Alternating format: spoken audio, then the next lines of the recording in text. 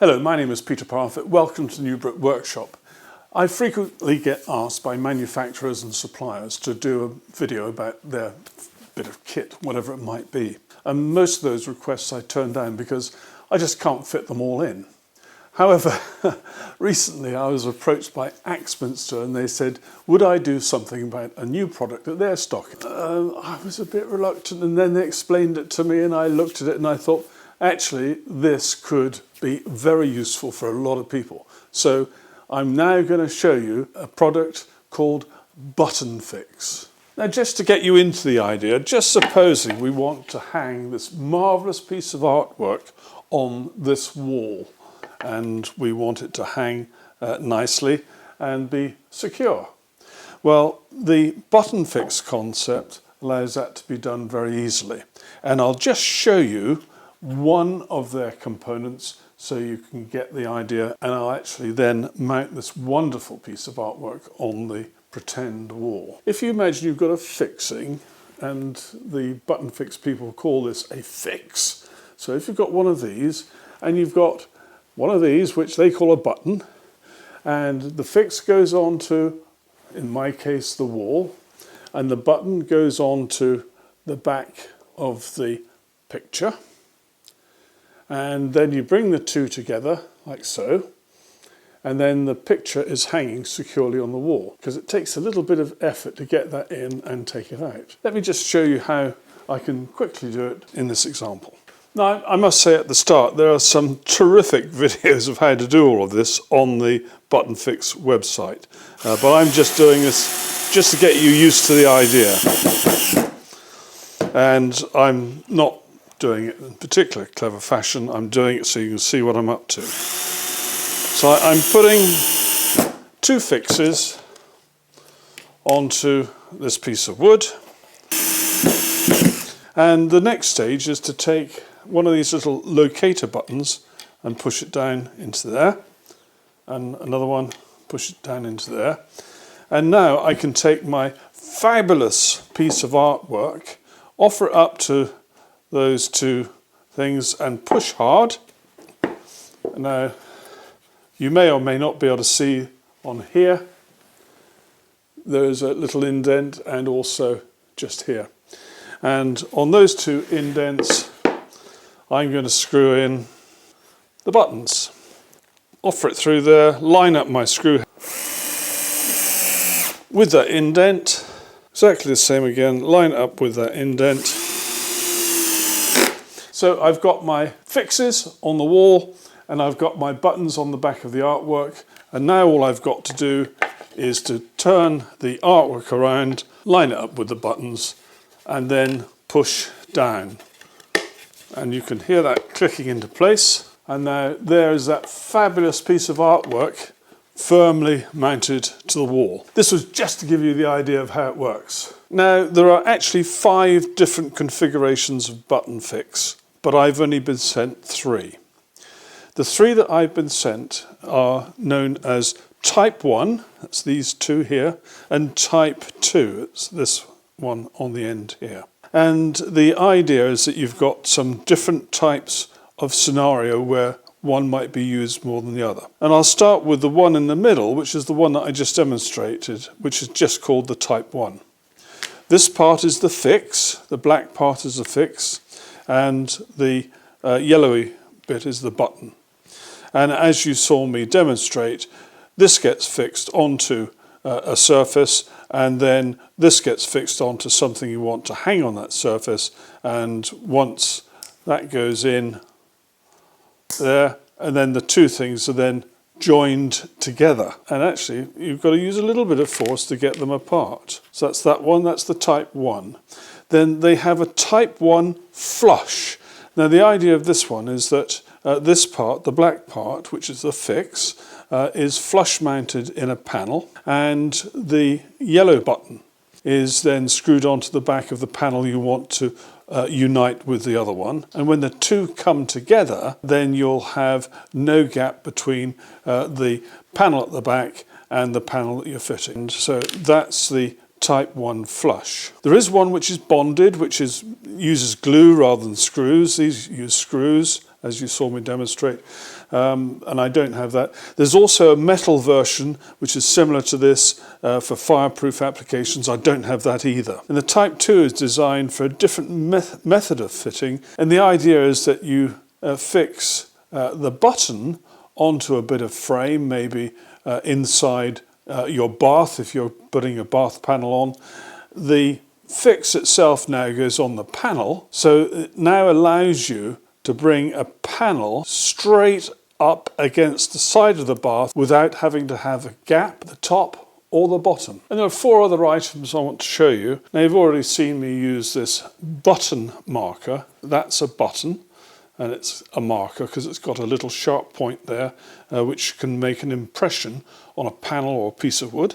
And there's a similar concept marker here, which is designed for the Type 2. And the idea with this is that with the button already fixed, you insert the marker like so. So this is attached to a frame, and you've got a panel coming up against here, and you push that panel up against there, and you get the 2 marks for this fix. And you would have another one, or maybe more, which get marked at the same time. And later in this video I'll show you how to use the template in order to do flush fittings such as these. The only other item that I've been sent are these little safety cords, and the idea is that if you had something fairly heavy going up, maybe with the Type 2, and it's so heavy that there's a risk of you either dropping it or losing control of it as you're fitting it, or as you're taking it down for maintenance or whatever, then you can use this safety chain type thing. It's a safety cord. It's a pretty durable material. I think it's nylon. It's very, very strong. Now I'm now going to demonstrate the Type 2, that's the one like this, to show you a typical installation of a bath panel. Now with bath panels you want them to go straight in with just a tiny gap at the top, the bottom and at the sides, nothing more. So here is my bath. At the bottom I've got skirting board. It may be all the way down to the tiles on the floor, but anyway, there's the skirting board. Here is the bath panel itself, which we want to be removable, and at the top here is the bath. Now this is a genuine bath, and I can prove that by just showing you. There we go. Here's my panel. Ordinarily you would have some sort of pattern on here, whatever. I'm just going to put an arrow like that, say top, and that's the right. So I know it's going back in the right place. So there's my bath panel I want to fix on there. And the first thing to do is to fix the button into the fix itself. Now just have a very close look at this button, and you should be able to see there's quite a small hole in the middle. That's quite useful in certain circumstances where you're trying to get precision, so you can absolutely get the screw going right through to the dot or whatever the pencil mark behind. And when fixing these, all you need to do is make sure that the bottom of the plate on the fix here is flush with this surface, because this plate's going to be fixed to the bath panel. So I've got that just right. That's that one done. And I put the second one in above. I haven't measured where it ought to go. I've just decided that's where I'll put it.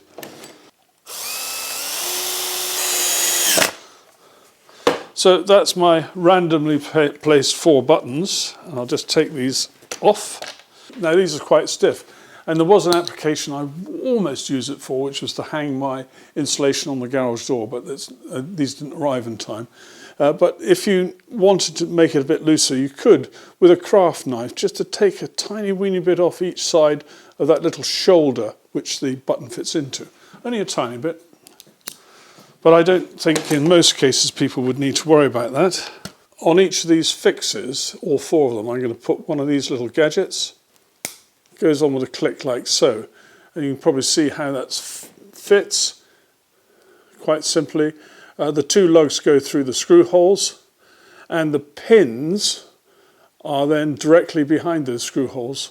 And I'm now uniting these fixes onto the buttons. Quite stiff, that's probably a good thing. Now if you're trying to work it in so you've got a small gap at the bottom, then put a little spacer here. Now, I can't actually do it here because this isn't a real bath, even though I told you it was. I told a fib, sorry. But anyway, you would now bash hard, but I'm going to just squeeze hard like so. And that hopefully will have made some marks on the inside.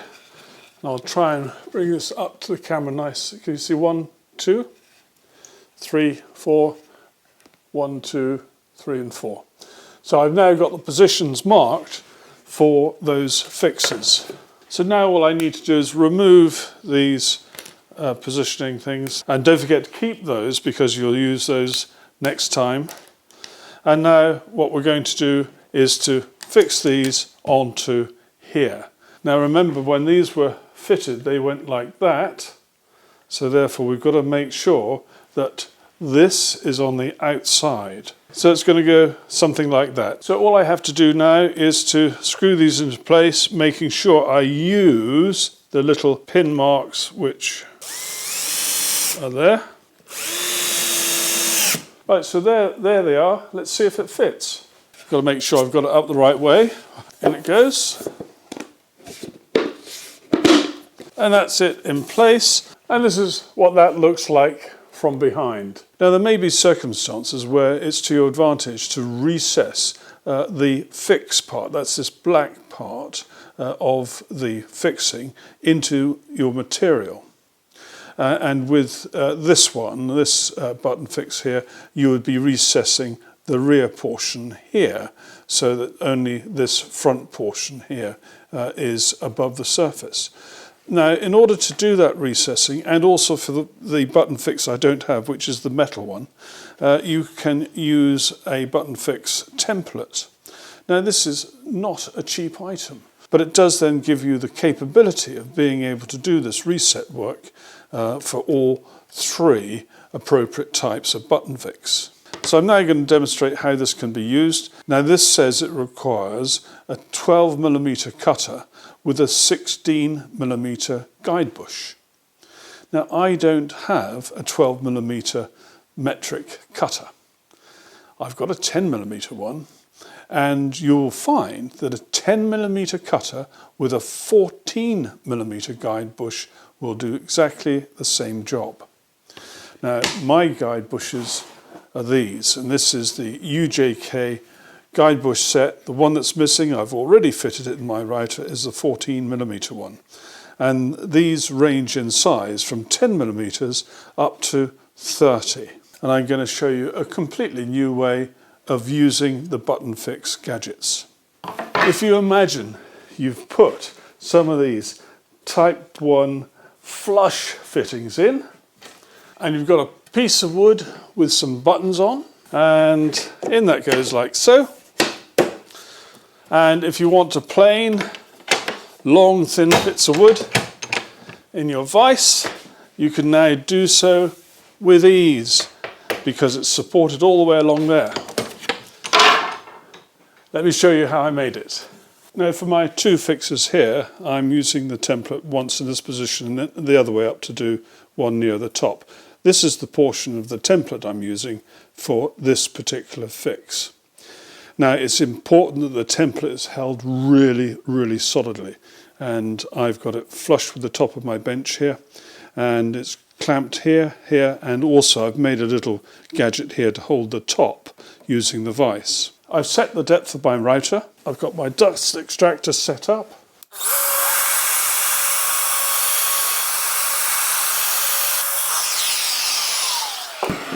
Probably going to fit in perfectly. Yep, there it goes. So that's the first one done. I'm now going to turn the template over, do the top one, then I'm going to put the pair over the other side, hopefully dead parallel to this. That's important.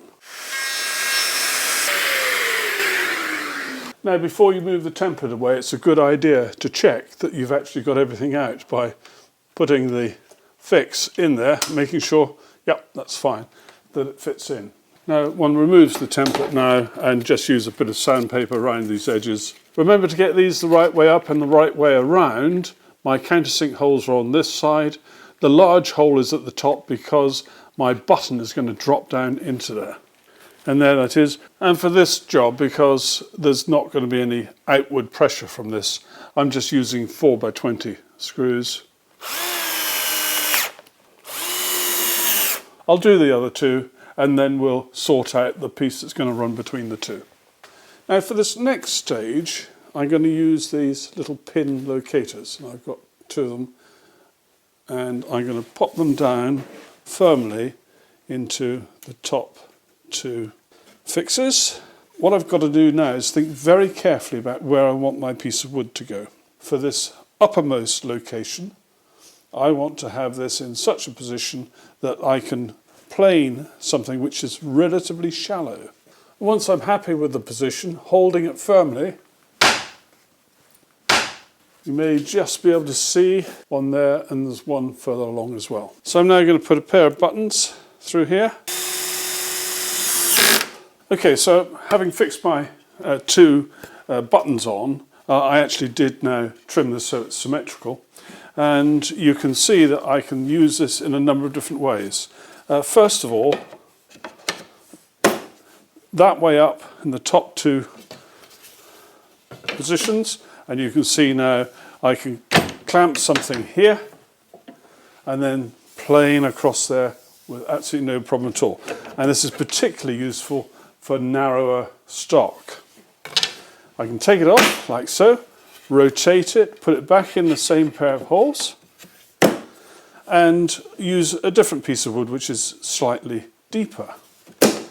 And then you turn it over again, use it here, slightly deeper again, and finally in this position.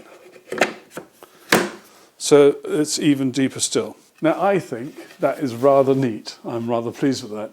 Now one thing I'm considering doing, if I want my Capex saw to be at a really acute angle, all the way around to its full extent of 60 degrees, then because my fence is here, I can't achieve that 60 degrees. So every time I want to do 60 degrees, I've got to remove the fence. Now at the moment, I've got 4 screws and 2 bolts holding this in position. And I think I could do something with button fix. All I've got to do is to use a couple of the flush ones, one here and one there, and get the buttons fixed to the bottom of the track and then push it into place.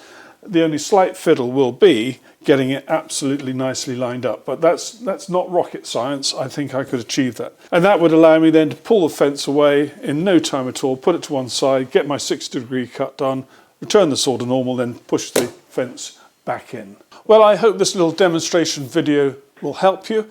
The products are not that expensive. If you go to the Axminster website, you can find most of these fixings in packs of 12, I think it is. You can buy them in hundreds or whatever, large quantities if you're a professional fitter and so on. But do look at the Button Fix website and look at their videos. They're far better than mine, and you'll get a far broader idea of how these things are used. But remember, you can use it for little things in the workshop, and if you're a guy like me who does lots of bits and pieces in your workshop and you want something cheap and cheerful to allow you to do jobs like this, then why not?